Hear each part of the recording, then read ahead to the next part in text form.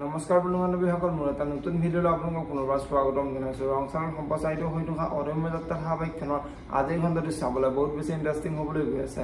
যদিহে আপোনালোকে অদম্য যাত্ৰাৰ ধাৰাবাহিকখন চাই ভাল পায়, তেনেহ'লে ভিডিঅ'টোত এটা লাইক কৰি আমাৰ চেনেলটো ছাবস্ক্ৰাইব কৰি ল'ব। এনেকুৱা ধৰণৰ আপডেটসমূহ পাই থাকিবলৈ।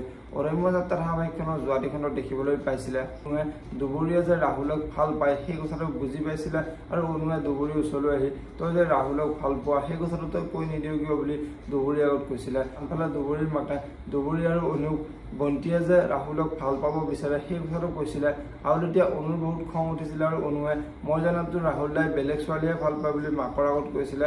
আৰু তেতিয়া অনুৰ মাকে দুবৰী তয়ে নহ'লে ৰাহুলৰ মাকক কথাবোৰ বুজাবিচোন, দাদাহঁতে আমাৰ বাবে বহুত কাম কৰিলে, আমি সিহঁতক অলপ সহায় কৰিব পাৰিলে বহুত ভাল আছিল বুলি দুবৰীৰ আগত কোৱা দেখিবলৈ পাইছিলে। আৰু আজিৰ খণ্ডত দেখিবলৈ পাব অনুৱে যে দুবৰীৰ ওচৰলৈ আহিব, দুবৰীৰ ওচৰলৈ আহি তই কিন্তু মাৰ কথা মতে ৰাহুল দাৰ মাকৰ লগত বন্তিৰ বিয়াৰ কথা একেবাৰে নাপাতিবি, তই যিহেতু ৰাহুল দাক ভাল পাওঁ আৰু মই সেই কথাটো ভালকৈ জানো, গতিকে ৰাহুল দাৰ লগত তইহে বিয়া হ'ব লাগিব, আৰু ইয়াৰ বিষয়ে মই মাৰ লগত কথা পাতিম বুলি দুবৰীৰ আগত ক'ব। এতিয়া বাৰু দুবৰীয়ে অনুক কি ক'ব দেখিবলৈ পাব অদম্য যাত্ৰা ধাৰাবাহিকখনৰ আজিৰ খণ্ডটিত।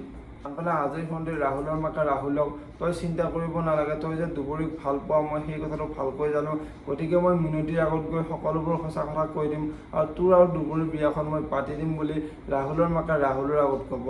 এতিয়া বাৰু ৰাহুলৰ মাকে সঁচাকৈ মিনতিৰ ওচৰলৈ আহি দুবৰী আৰু ৰাহুলৰ বিয়াৰ কথা ক'ব নেকি দেখিবলৈ পাব অদম্য যাত্ৰা ধাৰাবাহিকখনৰ আজিৰ খণ্ডটিত। যদিহে আপোনালোকে অদম্য যাত্ৰা ধাৰাবাহিকখন চাই ভাল পায়, তেনেহ'লে ভিডিঅ'টোত এটা লাইক কৰি আমাৰ চেনেলটো ছাবস্ক্ৰাইব কৰি ল'ব। এনেকুৱা ধৰণৰ আপডেটসমূহ পাই থাকিবলৈ ধন্যবাদ।